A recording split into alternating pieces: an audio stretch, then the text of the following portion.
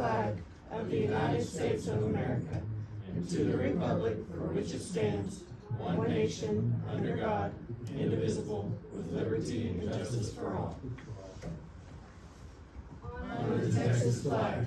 I pledge allegiance to thee, Texas, one state, under God, one and indivisible.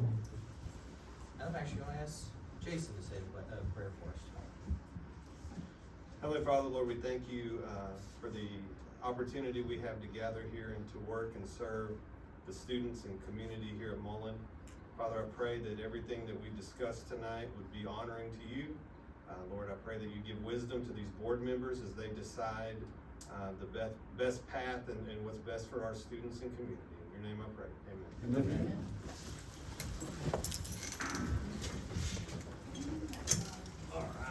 First item on the agenda is comments from visitors. I suspect you're here to talk about the water project.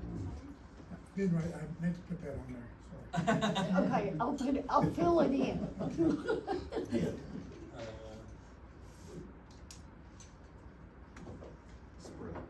I understand that. Right. Would you like to speak? Yes, sir. Okay. Does he move or are you just gonna go to the agenda item?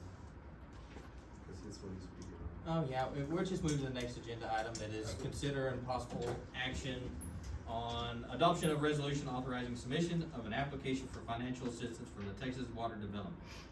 Now you can speak, sir.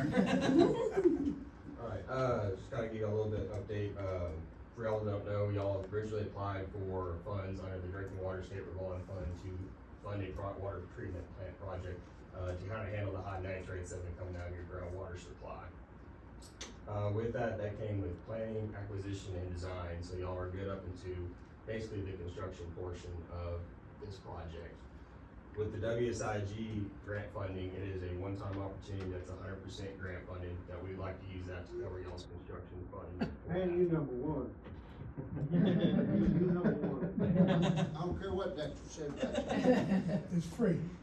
So, we'd really like to throw y'all into the ring basically, under y'all's, kind of category, y'all claim up to about $6 million for both the construction and construction engineering services for that, which we plan to basically use for y'all's new water plant. Talking with the school district, we decided to do a larger building than most, so we eventually could possibly roll that into the city. We would like to do rehab on y'all's groundwater well, doing cleaning of the casing, as well as bring a brand new motor in as well. We'd like to do the brand new treatment system that y'all saw from the pilot, as well as some storage as well to kind of give y'all a little bit buffer. We also like to replace the water lines within y'all's buildings as well between that. I know there was also kind of discussions of possibly trying to do grading rework on y'all's driveway as well. It's kind of the scope of this overall project. When it comes to storage, what kind of, like, I know it's all, limited at this point, but what is the overall projection of storage? For y'all, Potential for growth, that sort of thing. For y'all, at least being the school, y'all probably like a hydromatic tank to kind of help supply pressure for y'all. You could look anywhere from 1,000 gallons to 2,000 gallons. I know y'all aren't like a city, y'all basically gonna use it whenever you need it throughout the school year. So that'd probably be best for y'all. If y'all were to look to basically pursue something for the city, that may be a little bit of a different situation.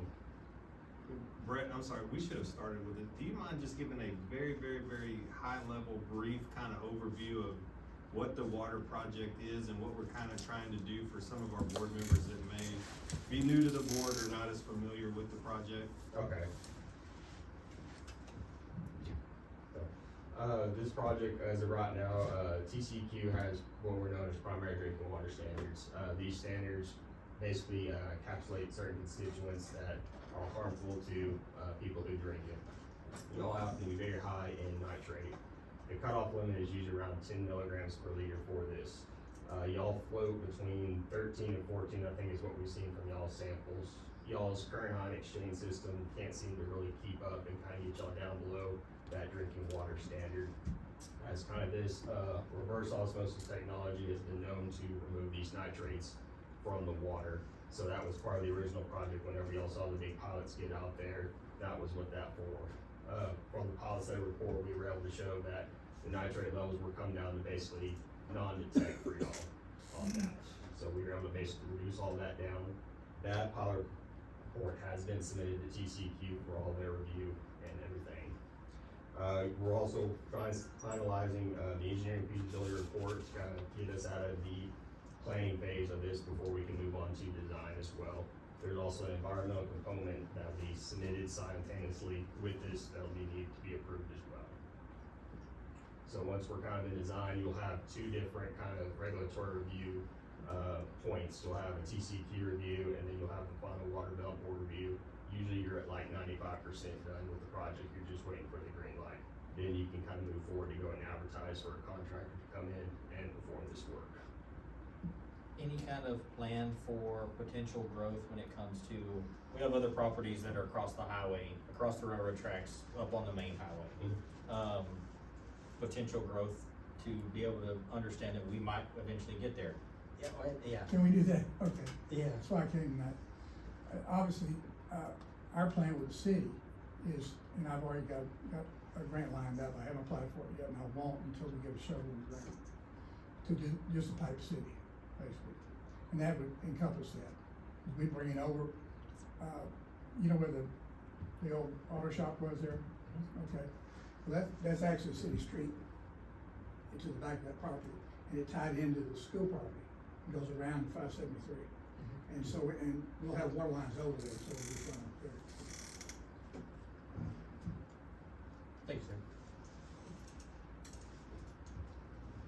So I know one of the considerations from the district side, is, kind of the long-term maintenance and responsibility of the system and kind of, I guess, the long-term ownership of the system. Yeah, what kind of maintenance, is that what you did now? Yeah, just who's gonna, What kind of who's gonna maintenance? maintain it, who's gonna end up owning it in the end, just kind of, from the district side, those are just some of the logistics. Yeah. Cause we're not set up to be a, you know, a water utility district. If you would, from the start, the plan was, and you do this with anything you do, like if you form a water district. And so the county's part of it, the city's part of it, the school's part of it. And the first time around, you'd have somebody from each one of those. After that, they're elected. Okay? And that, yeah, the school doesn't wanna get in the water business. I will tell you now though, we're in an advantageous position because we already have a Class A operator. You know, we got him under contract, he's doing school now in the city, and so there'd be no transition there. So that would be covered. And you talking about long-term, and you asked about storage. The building, we're designing for the plant itself. If you saw the skid we put in last year, pumps on it. Basically, it's one of those, might be a little different, all computerized. And the building will be big enough to handle 2 more. And so we could probably go up to, we think like 400 families. I mean, you know, we got plenty of capacity and only put them in when we need it. And then, I think that would take care of that, so. What's the timeline on this after we apply? How long does it take to approval, denial? Yeah, so they are basically looking to make selections this fall. Once you do that, you'll be notified, hey, you're allowed to apply for this and start working on closing for funds. Closing of funds will have to be completed before May of 2027. And I believe you have up to three years to at least kind of move forward with this. Basically, they need to get you started construction within those 3 years. Construction seems to go a bit longer, you still have that money and it's already being allocated towards that construction. So, I just wanna make clear, just kind of from the district's perspective, during the construction process and all of that, if anything were to go wrong or anything, the district would be liable. Or if something happened with the grant and we had to repay or something, it would be the district that's liable, correct? Yes, sir. Okay. Goes wrong in terms of what? I have no idea, I'm just trying to. That's, yeah, I mean, Yeah, that's a great question. Yeah, What is could our go wrong in the liability? Yes, situation? sir, since y'all are applying for all this and y'all are the ones that hold the public water service, public water system ID, y'all will be responsible for that, project until you decide to basically transition that off to the city once deemed necessary. to a water district, not to the city. Ultimately, we're responsible for a water system that we're already responsible for. Yes, sir. Essentially, that's exactly what it is, but there's a reason why we've had to pay fines to TCEQ, Yes, sir. it's because we're not maintaining an adequate water system.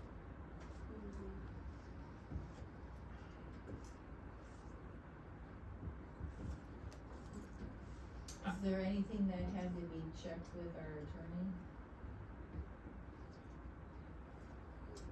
At this point, I know this is just pretty straightforward, the application.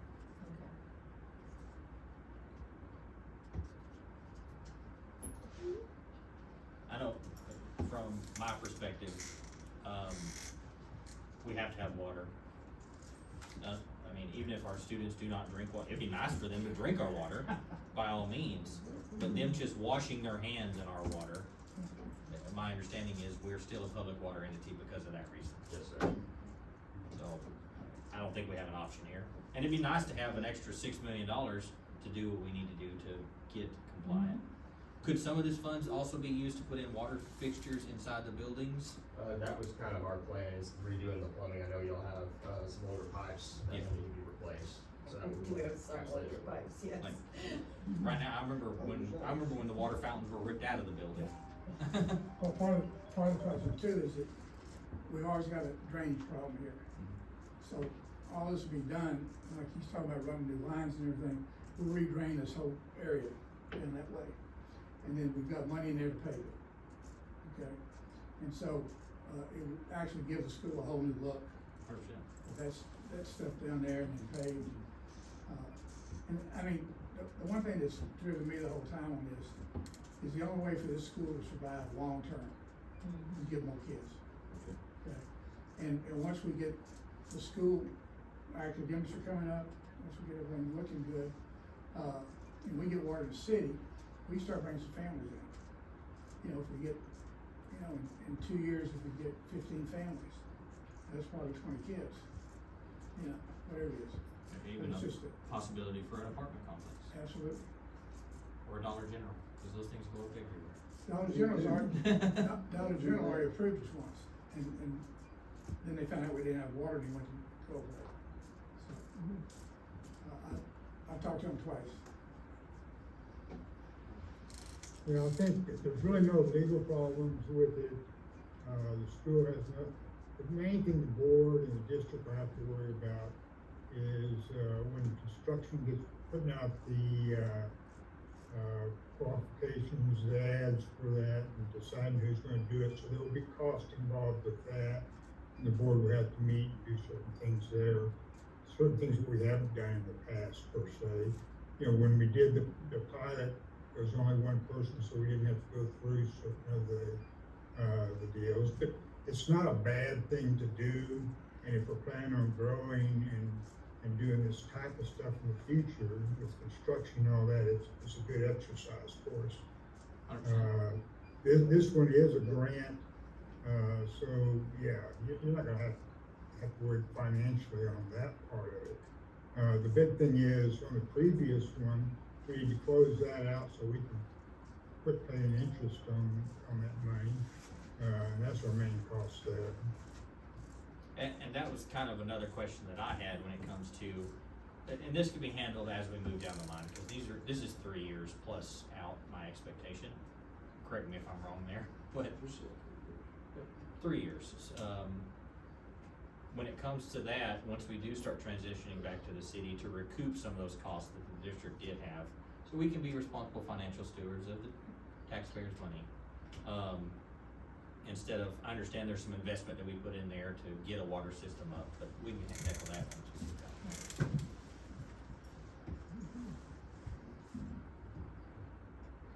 Any other questions?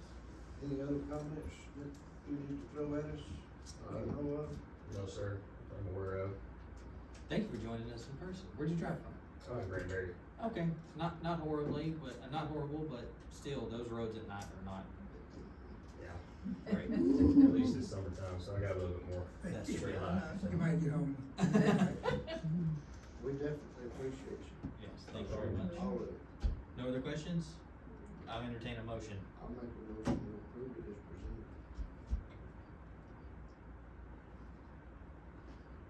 presented.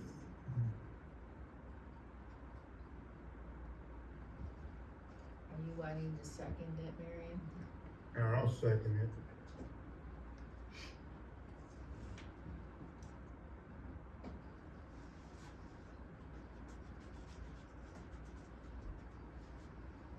It's been made and seconded, voting open now. You made the motion, Obviously, you vote yes.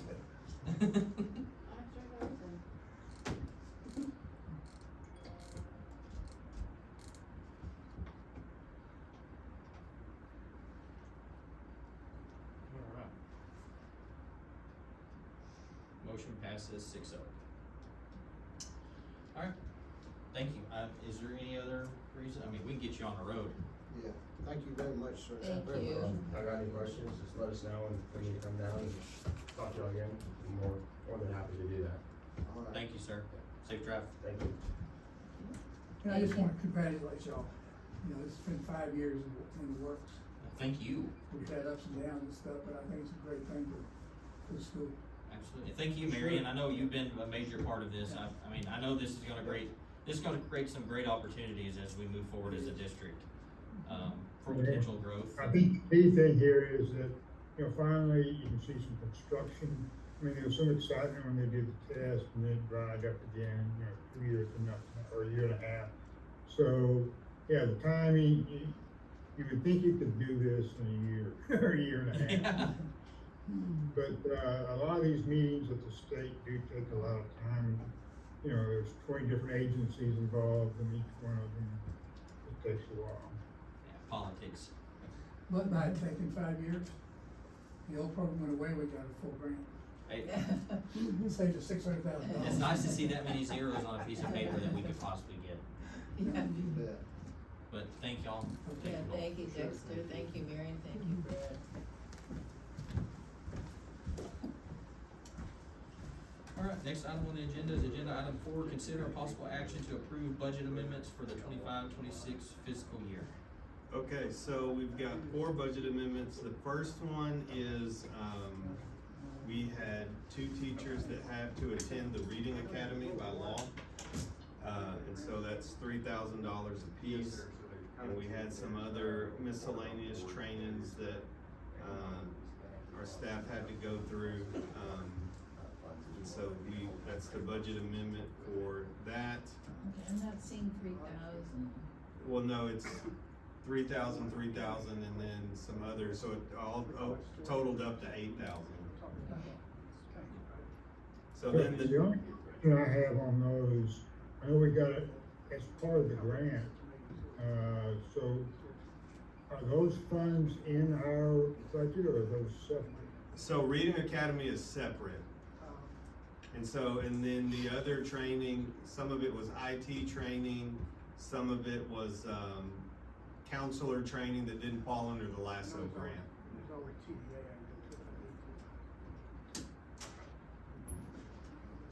And then the next one, is district-wide capital upgrade projects, so that's, some of that is the flooring you see in the elementary. We had to also rip out kind of the bottom part of that wall in the elementary, so they've been texturing and painting, and that includes the gym locker room, our sewage, coming out of the gym and that building there had a big clog in it, and the clay pipe was broken underground. So, doing that, Miss Benson is, working on adding to the barn out there.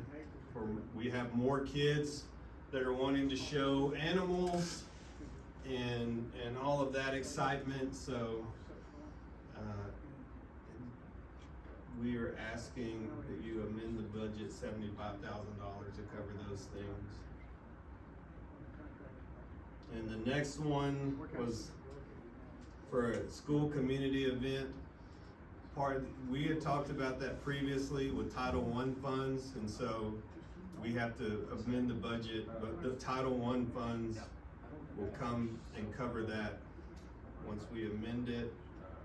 And then the last one is bus repairs and maintenance. We had to have a bus repaired, but actually it's gonna come in well under that $17,000 mark. I think it came in to be 9.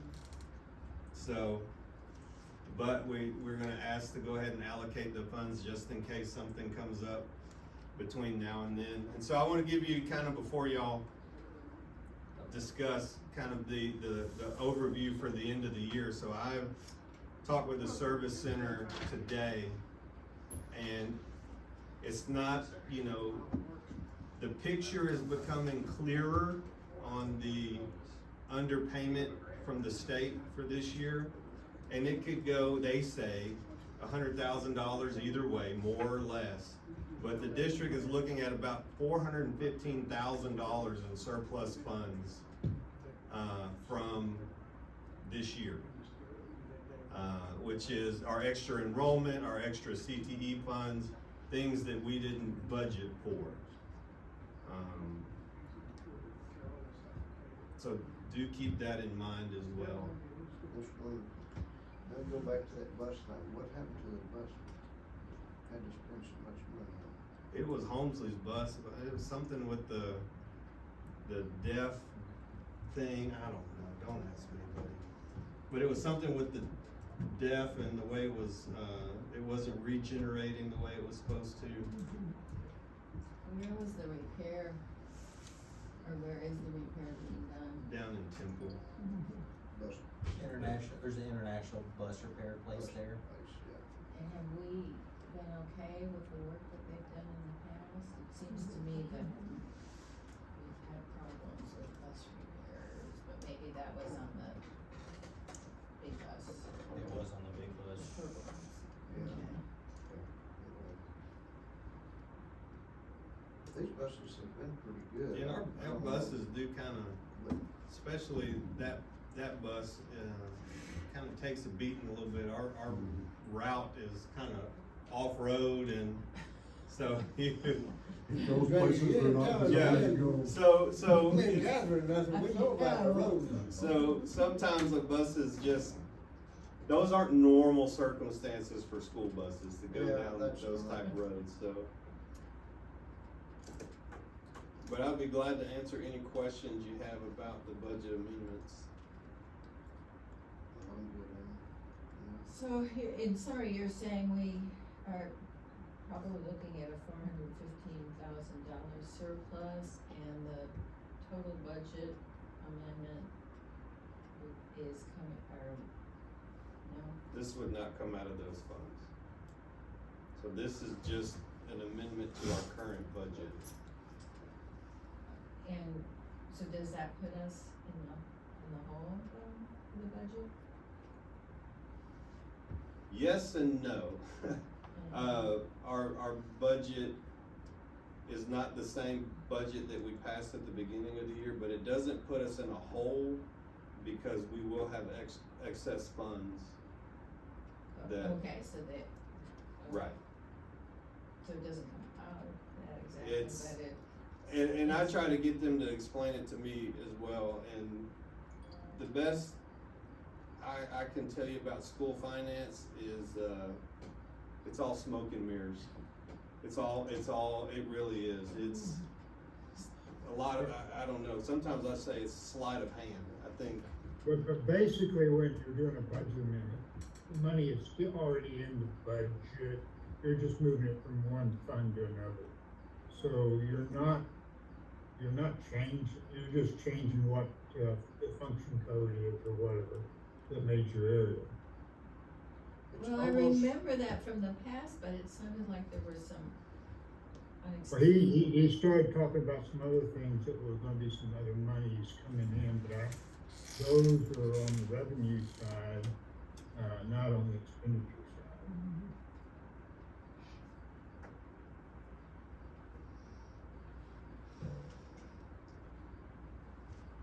We'll discuss this a lot in August, of how much we're expected to add back to our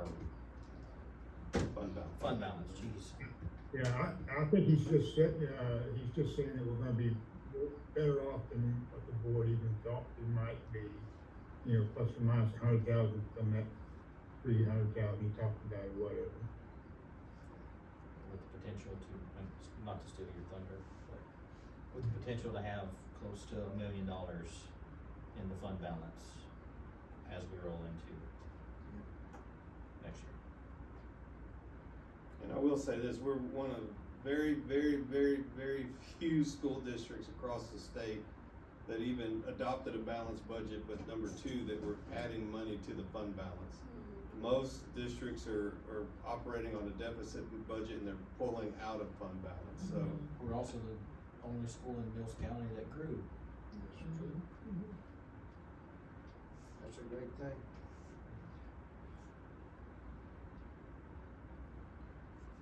Any other questions? I'll entertain a motion. I'll make a motion for the second district. Motion's been made to approve the budget amendments as presented for the 25-26 fiscal year. Do I hear a second? I'll second it. It's been made and seconded, open for voting now.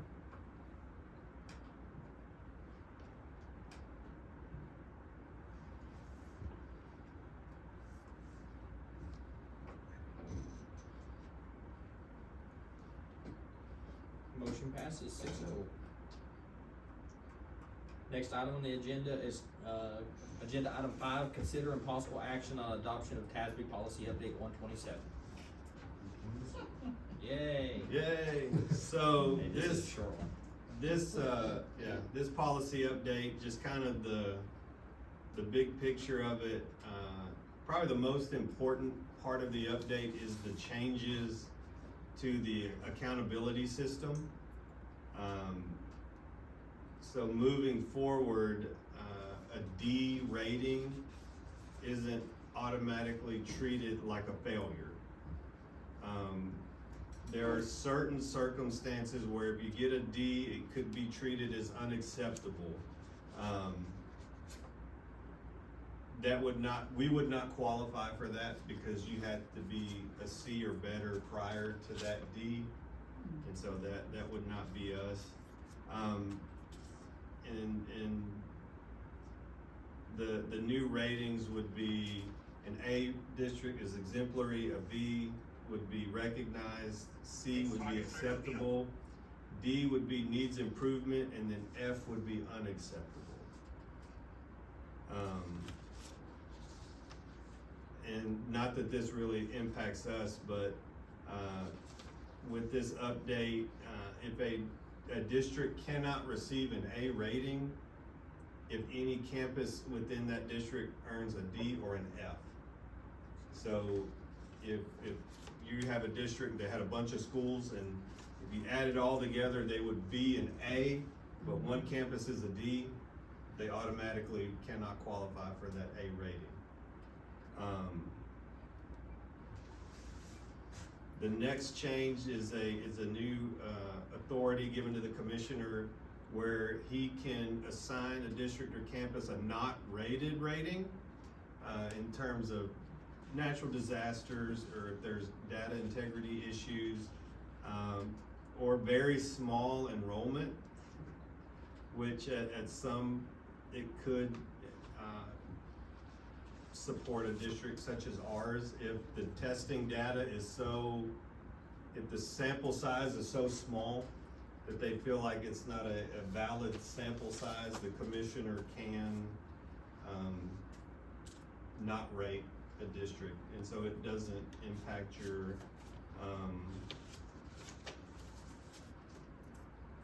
accountability. There's requirement changes for your local improvement plan. If you have a D, changes on how you collect data, hold public meetings, and do all these things. Some of this we've worked through with the campus turnaround plans and changes there. Used to, if you receive an acceptable rating after, so like for us, our turnaround plan was approved for this year. And if we move to a C or better, the state still could force us to implement our turnaround plan. But this change takes that away, where we won't have to implement it. So in August, if we end up with a C rating, then we will not have to implement the turnaround plan that you guys approved and we submitted to TEA.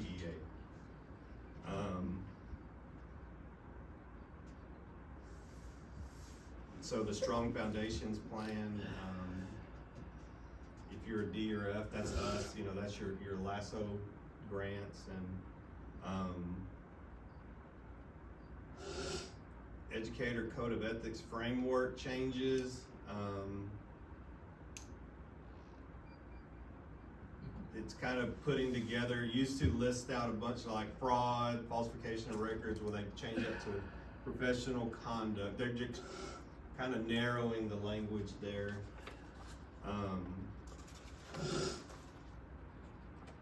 The principal and superintendent reporting requirements are laid out here.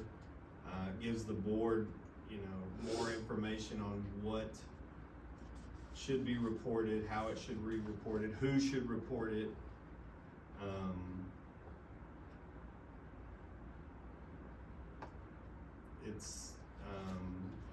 They continue to strengthen our, your board oversight requirements, and kind of shift you away. TEA, you know, they want the board to focus on setting performance goals, overseeing academic achievement, those things. Again, less on operations, more on student outcomes and accountability. Same thing we heard at ISO, when we were at SLI. Just trying to get the board more involved in the student outcomes process. Because when I became superintendent, I know several of you said, I wasn't aware of the data, didn't know what the data looked like, with previous testing and whatever. It's giving you guys more of that information so you can make better decisions on how to support our students in their growth. It's kind of how I would wrap all that up in a nutshell. I'll be glad to answer any questions that I can. Sounds like most of them to a small point, a big point really, are there to help us instead of be against us. Are there any, I'm sorry, Go ahead. are there any local policies that you would rather us not adopt? No, I feel like, this update was more of a refinement of, 126. You know, when our last adoption where the notebook was this large after the legislative session.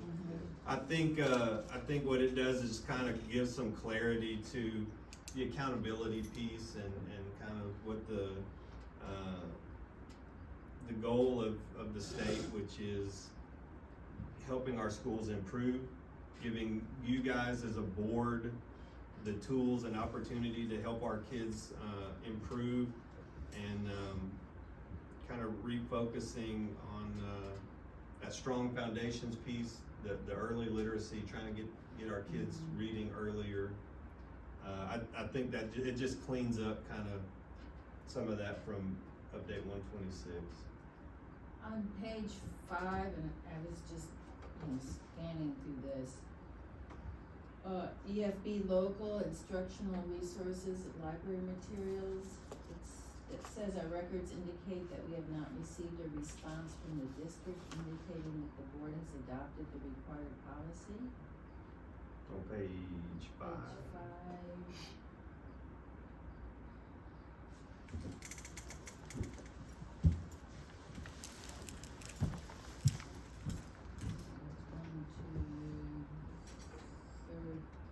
Is this in the explanatory notes? Yes. On page 5 of the explanatory notes, EFB local.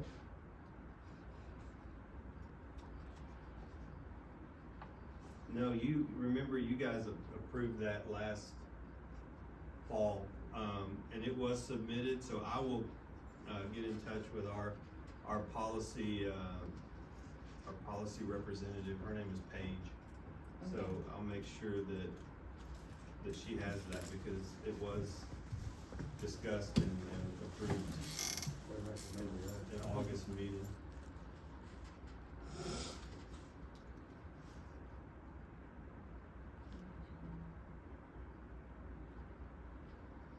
There's another, please contact your policy consultant. Oh, if additional revisions to this policy are necessary. For the pre-K one? Yeah. Yeah.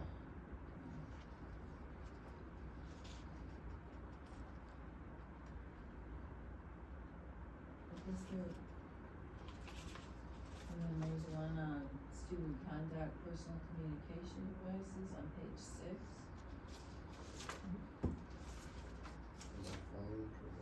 That we have not received a response from the district indicating the board has adopted the required policy. We did adopt that policy as well, so I will. Mhm. We adopted both of those at the same time, I remember.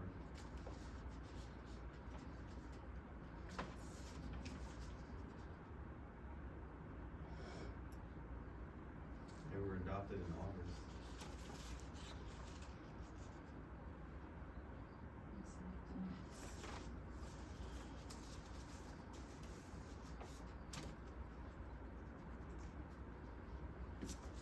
But yes, I will follow up and make sure they have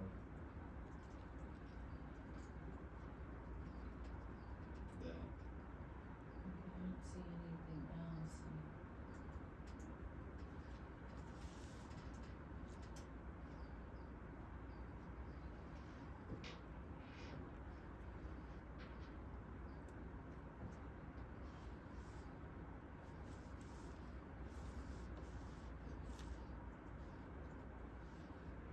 Any other question? Oh, we got a question. Yeah, I have one on the first page, bottom of the first page. FASRAG was updated from 5,000 to 10,000 to affects equipment. When it comes to what has to be inventoried, it says that we're below that $10,000 amount. Yes. It's nice to know if that's what the board would like to keep, or if we wanna raise it to the recommended federal reporting requirements. What's it like? 10,000? That's what you said? It's 10,000 over, it's capital assets. It's under that now. But we inventory everything. And we, I mean, if the board wants to change that to the 10,000, Could you please interpret what House C is actually saying? Yeah, so FASRAG says that we have to monitor, any capital asset that is over it's $10,000 now, 10,000 or above. Or any highly attractive asset. So highly attractive assets are your iPads, your, any kind of technology that has, notoriously has a chance of walking off, those have to be inventoried. This raised it from, I don't remember what our amount is now, because being in technology, we always audited everything. yeah, I don't remember the It's amount because just we audited. track Huh? everything. It was just audited when RCI was here. Yeah. And I believe it was Like in- 5,000. It was a previous, in district policy, it was, I believe, I can look in just a second, Yes. but. See, I believe Most most of 5,000. Well, I guess the question is more what's the benefit of doing it or not doing it? It would be a benefit if we had capital assets that we were inventoried, and it would reduce the cost that we're paying RCI. Doesn't sound like that is the case though, cause I believe we don't have very many capital assets that are not technology that would fall under $5,000. It's 5,000. Yeah. So capital asset would be, buses, cars, lawnmowers, anything like that. So we're talking about the $10,000 is total or $10,000 per Per- entity? Per item.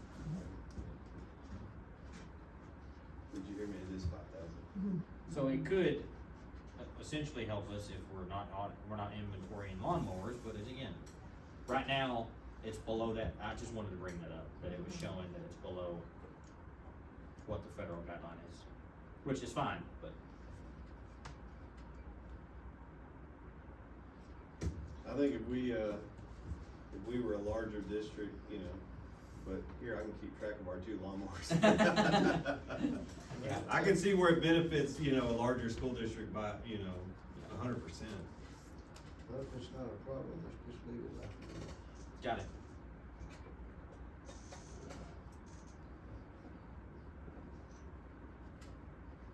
Any other questions?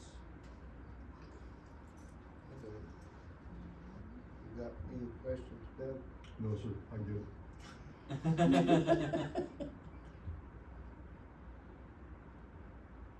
Alright, hearing none, I will entertain a motion. I make a motion that we adopt the TASB policy update 127 as presented, with the follow-up corrections that Mr. Marino is going to take care of.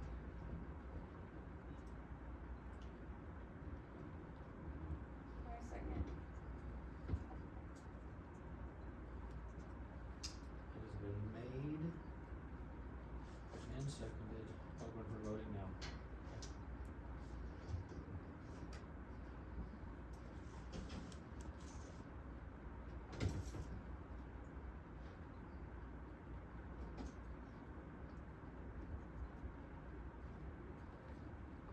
Motion passes 6-0.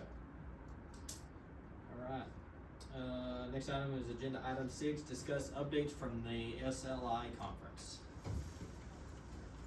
Before we get into that, I should have done this at first. Y'all know this is Doug's last board meeting with us. Oh. Doug is going off to the bigger pastures. I wouldn't say greener, cause just different pasture, right? Different pasture. So we do appreciate everything Doug has done for the district, for me personally, so we got you a little basket together, Thank you Doug. very much, I appreciate it. Is Some that of why you, you's out to cow pasture today? with some of your favorite things we know. All right, got a new truck in there? No, not quite. Oh, okay. Is But- outside of the allotment of the Sunshine Fund. It Okay, there you go. was just outside, but you know, got you some of your. All right, thank you very much. Hey, don't drink all those at once, all right? That'll be. No, thank y'all. It's, you know, I always take the approach, no matter how long you're somewhere, leave it better than you found it. So I think we've done that. There's some things that Barbie and I went through today. And the plan he's got, you're gonna be fine. Probably in some ways better. And I think the district's going in the right direction. So I think some of the things that perception wise is out there is turning quickly. And I think that's a good thing. So stay on the course, stay the course, even when it may not be fun, just stay the course. So you guys are doing good stuff. So I appreciate it. give you thumbs up, but, Thank you. Thank Thank you you, for all you've Doug. done.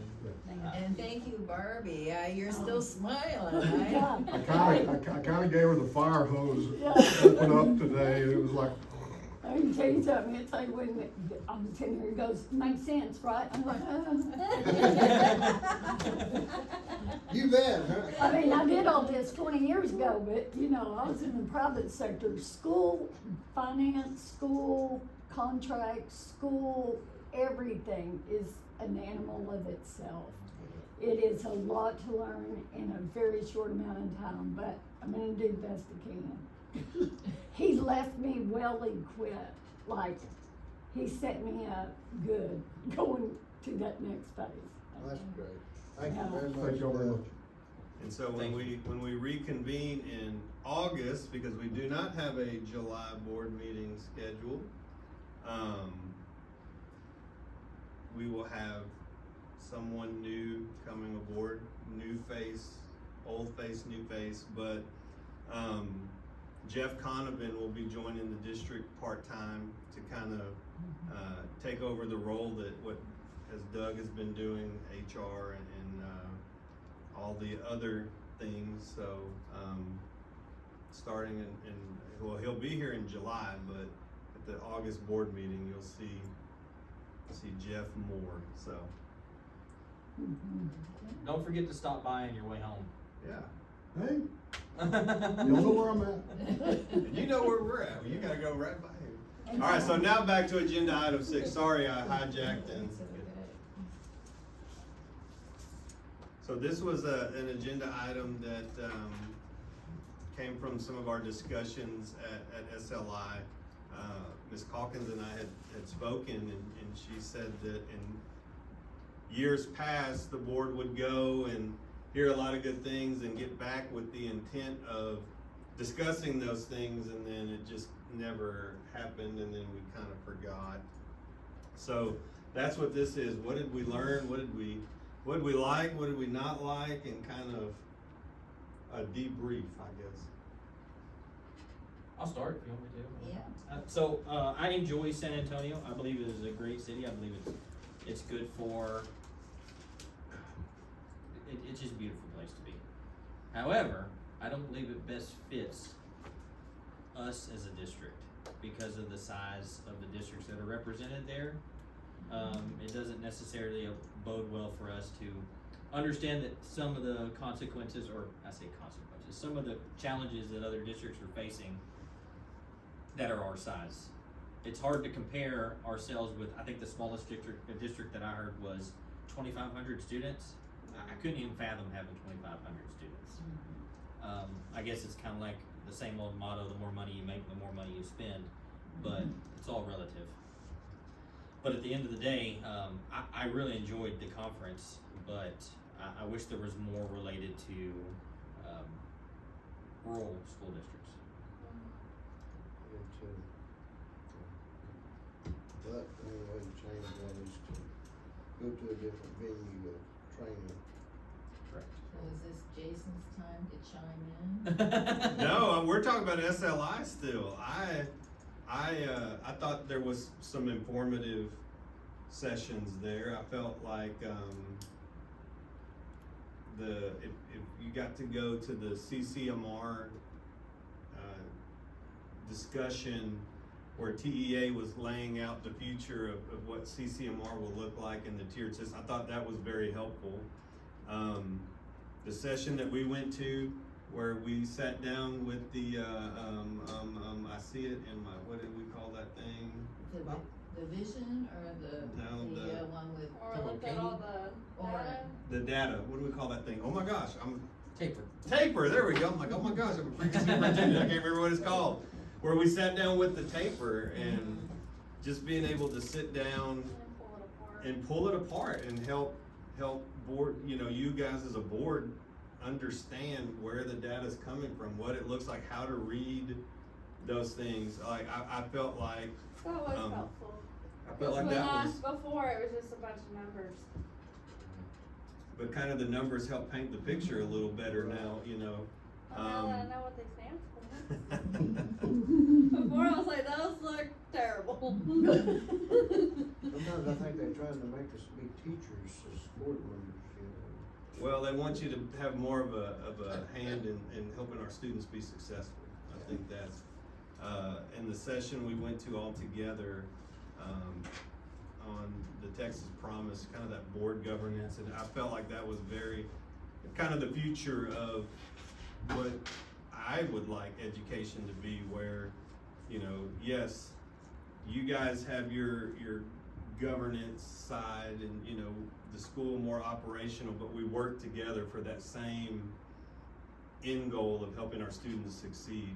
So I've talked enough. Now y'all have to talk about what y'all, and I like the food. It was great. Yeah. Carrie took care of us 2 nights in a row. That was fantastic. I think my favorite session, CCMR was, I've sat through presentations with TEA in the past, so it was enlightening, I'll tell you that. The one session that stood out to me though was the one with Katie ISD and what they're doing with hybrid instruction, virtual instruction, and their approach to, like, they have entire campuses dedicated to virtual instruction. Like, or hybrid instruction and dedicated to that. And the potential, as we move forward to increase enrollment, maybe not in-person attendance or full in-person attendance, Yeah, is that's one intriguing. thing we're doing that. because I know there's a lot of kids that go that have attended other districts, maybe not, physical districts, but Premier being a large drawer of students. Maybe we could be more attractive to drawing in kids from Brownwood if we offer remote instruction of, that value. So it was nice to hear that So something is that that an Katie's doing. in-person, is that a teacher that the outside students are seeing, or are they? So the instruction can be entirely synchronous, or it can be, like entirely virtual. Just like colleges do, they upload their lessons onto Canvas and they lead the instruction that way. Something that Katie has implemented was, if you fail one virtual class, you'll never take another one. Like, it's a good one. How early High school. are they? Oh, okay. It's actually one of the few things that derived out of COVID that may wind up being a positive result, because that's really where it got its footing, because you didn't have an option. You had to do a lot of that, so, but I think it's come away since 6 years ago. But And it also moves, if, one thing I learned was for virtual enrolled students, they are not paid by ADA, they are paid by enrollment. So again, another way for us to maximize revenue and also attract more students here to grow the district. Understanding that right now, we might not have the facilities to grow to 200, 250 students, but the potential is there if we offer virtual instruction. And also allows us to increase the, opportunities for pay for our I say faculty, I'm in higher ed mode now, our teachers. Because what they do is they offer, you get paid by the number of students that you teach virtually as well, on top of your base pay, on top of what you pay. So, always looking at opportunities to grow the district, and that was one way that I thought was very interesting, and my technology background made me interested. And the big thing about the, being paid on enrollment, you know, for us as a district, our enrollment was 175. But I was not paid for 175 students because of attendance. So our refined ADA was 157.61. That's what I was paid on. So that's kind of that's a large gap. And so, being able to be paid and funded on enrollment helps tremendously. Any other sessions that y'all thought were really good there? I have a number of them, but I wanna give other people a chance to talk. As do I. I like when they kind of pulled apart, like, what position, you know, what the secretary really did. Oh yeah, our board officer training. That was kind of cool. Cause before I just felt like, just on papers, every now and then. I agree with that when it comes to, it opened my eyes to knowing, hey, there's more that we could be doing as a board, because, they have, I think one person had their secretary overseeing the Sunshine Fund. And they were overseeing, like cards for teachers for their birthdays, or a cake, or something like that. So representing the board, but also giving those thanks for teachers. And I thought that was a great. That's a nice thing for sure. Then my second favorite was probably the numbers part. Understanding it. Poor Myra had to just go to the new board member training. Did you learn anything? I guess for new board members, they get a mentor. I didn't know that. A mentor. We don't really have a mentorship. We get water hoses. Fire hose. So is that, if we were to implement a mentorship program, is that something that would go in the board policy? I think it'd be more board operating procedures. I mean, that's what I meant. Yeah. Or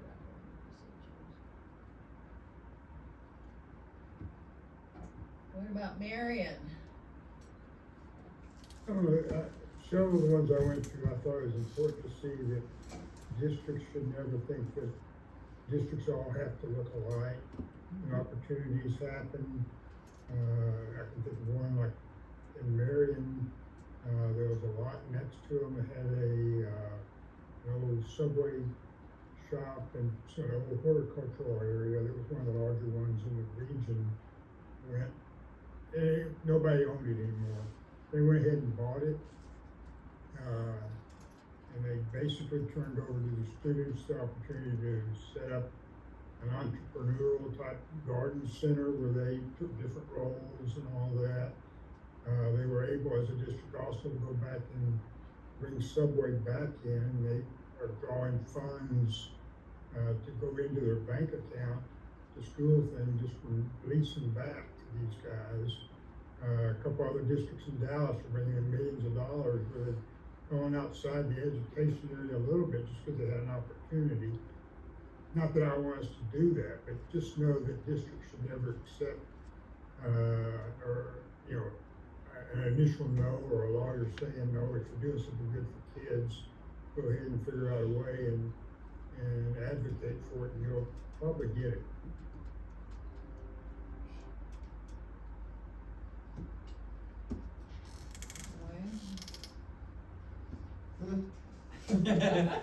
What'd you learn? He learned how to put his, continuing education hours in. Yeah, I did that with a little help from this one and that one. That's Always awesome. having a problem with my password. That's And I still haven't learned how to get it done right. But yeah, that virtual stuff I thought was, I don't know. I thought thought that it was a kinda great neat. thing that we might. if Oh, we you have to, that even, together? Okay.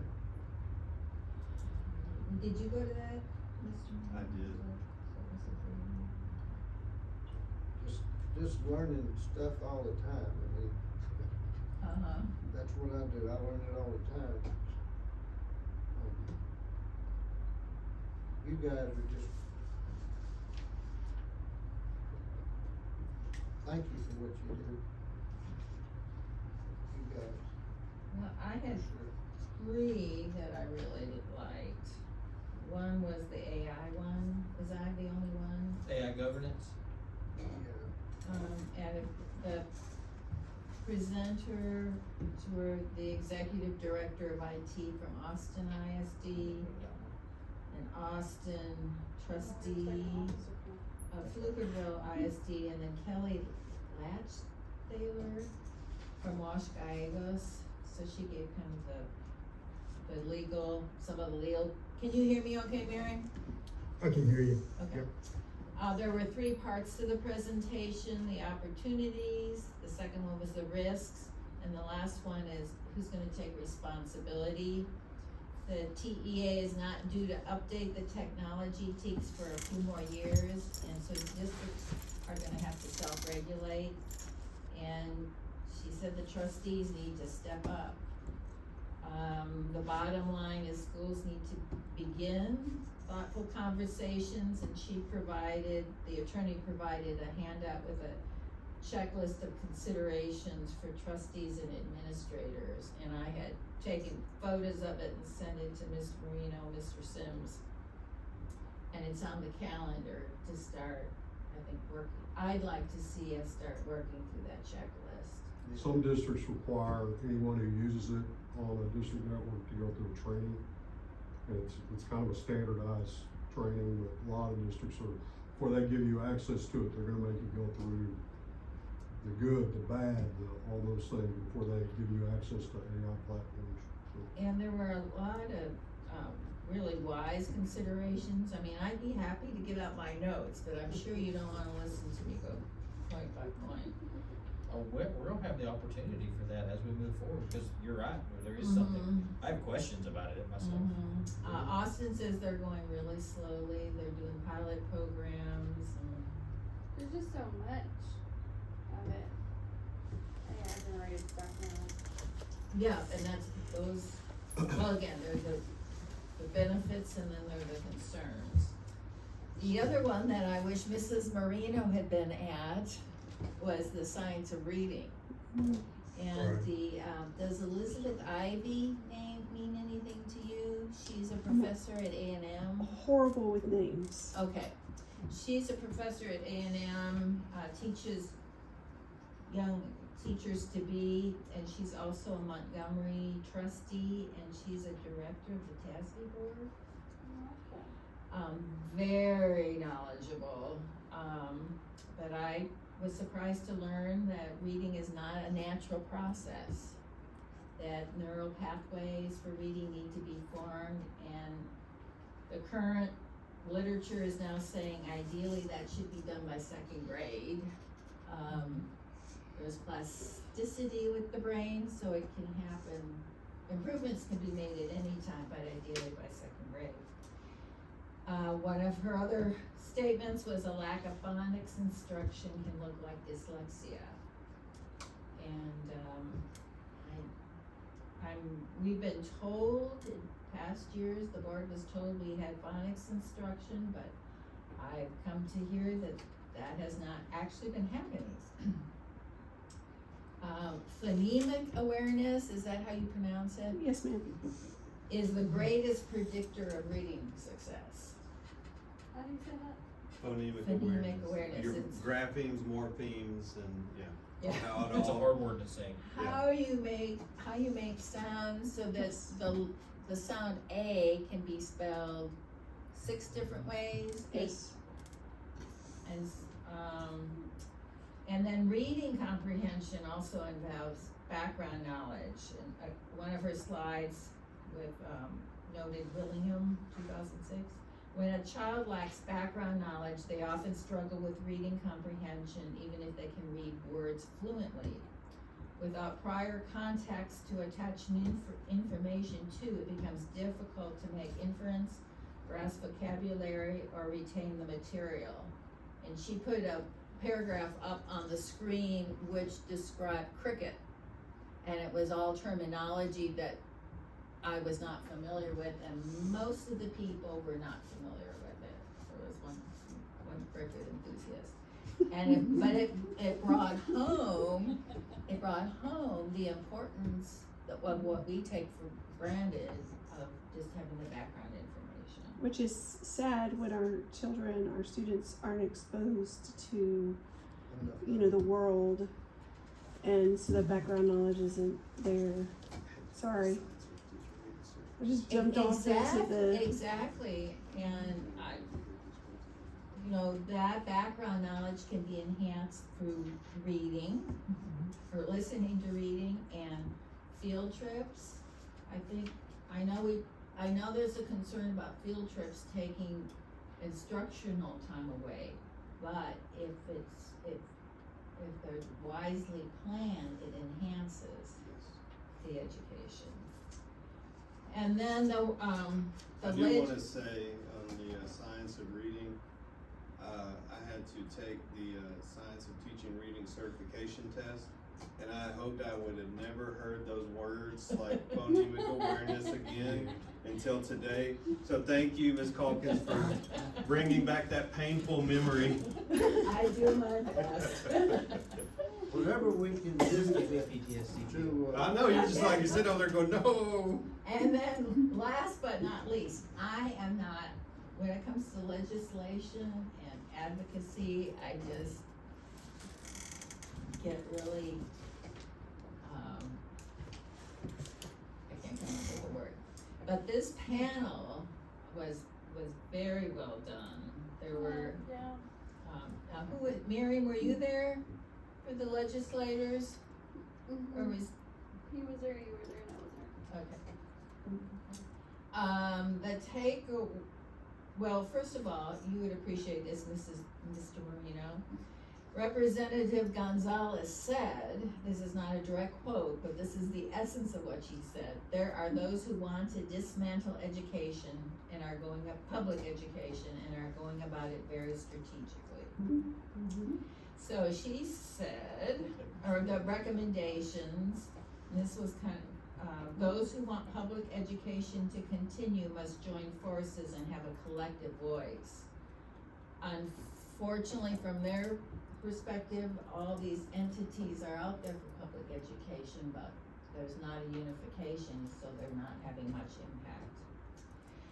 They suggested contact not only the education committee, but also the appropriations committee and say, please fund schools at higher appropriations.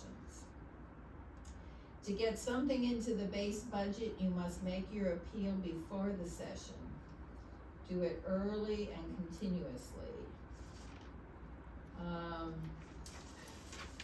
The representative said, please talk to your senators.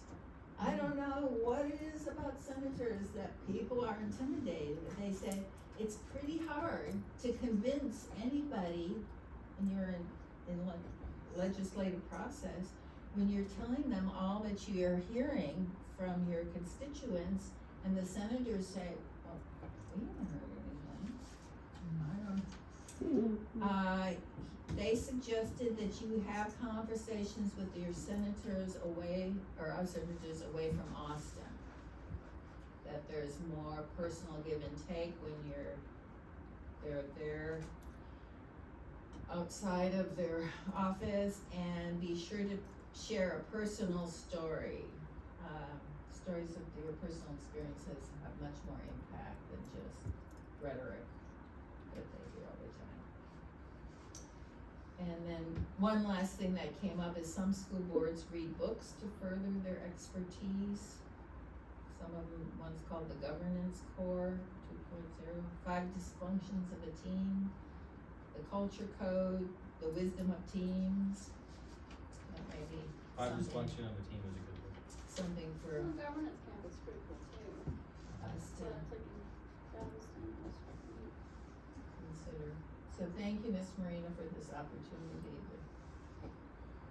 And as we move into the year, we're gonna discuss, we have it on the board calendar to discuss, conference for next year and all of that, so we have ample opportunity to discuss, where we would like to go. If we wanna go back to San Antonio, if we'd like to look somewhere else, we have that opportunity. Well before the time. Yes, and I do wanna say, so, you know, you mentioned the appropriations. Our, the state representative that represents Mullen ISD is on the appropriations committee.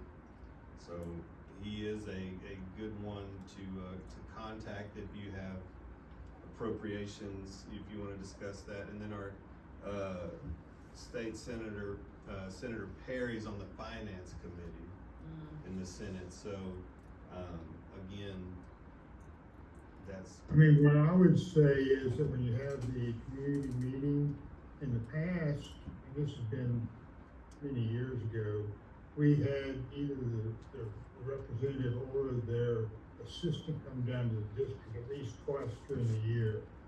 And if you bring them down for these community meetings, particularly if you've got people there, you know, I think that's the time to, and they will go to back, and they've gone back to Mullen before, because they were spending time, but I haven't seen a rep here in 4 or 5 years, I guess.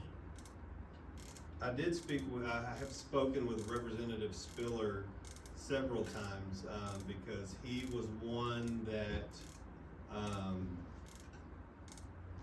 was not a supporter of vouchers, educational savings plans, and held that line until the last vote on it, and then switched, in support of vouchers, and so, and he is a former school board member, so he is more aware of school board governance and all of that, so, I like that idea. I'll reach out to his office and see if we can. Yeah, I mean, even if, like I say, the assistant comes, they're the ones that you're gonna be talking to a lot of the time in any case, and they're the ones that really push it. So, but if he can come, that's great, and, I think they would, I mean, typically in the past, you know, Mullen's got our US rep at least once every other year to come by, and then our state reps have been by regularly. And again, not recently, but, there's no reason not to do that. I think it's helped the district and the students. I mean, you make sure the students who are meeting these guys, they get excited, and the reps get excited seeing them. I went to Washington DC last summer, and I met with our representative August Pfluger, Right. and Senator John Cornyn, who's on the short list of his career here. But again, you know, talking about Mullen, and hey, I think that's we've got to, as you pointed out, talk about Mullen, get these guys interested in Mullen and doing what's best for Mullen and for public ed. I mean- 'cause I agree with Representative, what was her name you said? Gonzalez. Gonzalez, Mary 100%. There is an outright dismantling of public education, and so, I wholeheartedly agree with that. So yes, you were right, then I'm gonna probably get started here, so I better stop. Well, I'll add this. It's also important to note that as these elections come up and these times come up, we're being proper constituents of representing the district, and I understand your vote is your vote, but know what these people represent, know, how to approach them if we have to at that point. But I've met Cornyn as well, and Nice guy. he's a great guy. But it's important to know, like, where they represent in terms of public schools. Yep. And so, to kind of segue from there, I did go to the Texas Rural Education Association conference last week, a week after we got back from SLI. And so kind of the opposite, in one of the sessions that I think Barbie was with me, the guy said, hey, is there any school here, 3,000, 5,000? And nobody raised their hand. And he's like, good, because you'd be at the wrong conference, because we're all, and so at TASB, you know, we didn't see any of our people from the Regional Service Center or anything like that. Well, at TRIA last week, all of Nick West was there. Dr. Kenny Berry, who's the executive director, he was there. A lot of the other people that we work with at the service center, they were all there. A lot of other service center staff were there. The board trainings were very focused on schools our size, problems that we're facing, funding issues that we're facing. So I felt like it might be an opportunity to maybe look at, because like I said, it was more focused on our size schools, and they had ISO there. All the board training that we need was all there. We had to pay $50 extra at TASB, or at SLI, but it was included there. Oh, there we go. So there were 115 different school districts that were represented there. Like I said, a lot our size, or 2A, 1A, 2A schools. So it was, I felt it was really good, and I felt it might be a good marketing opportunity for our district, and so, and networking, that's not networking, sorry. It's marketing. It's always marketing. It's always marketing. Well, and especially since we use the, service center. Now, you're more familiar with them, but except for Nick, we don't typically interface with them, and just to have that personal contact and networking really makes a difference. That's what I was telling you earlier. Is that being able to put a face to a name is always nice. Any other discussion? Good powwow. Alright. Next item on the agenda is adjourn. Hearing no objection, we are adjourned.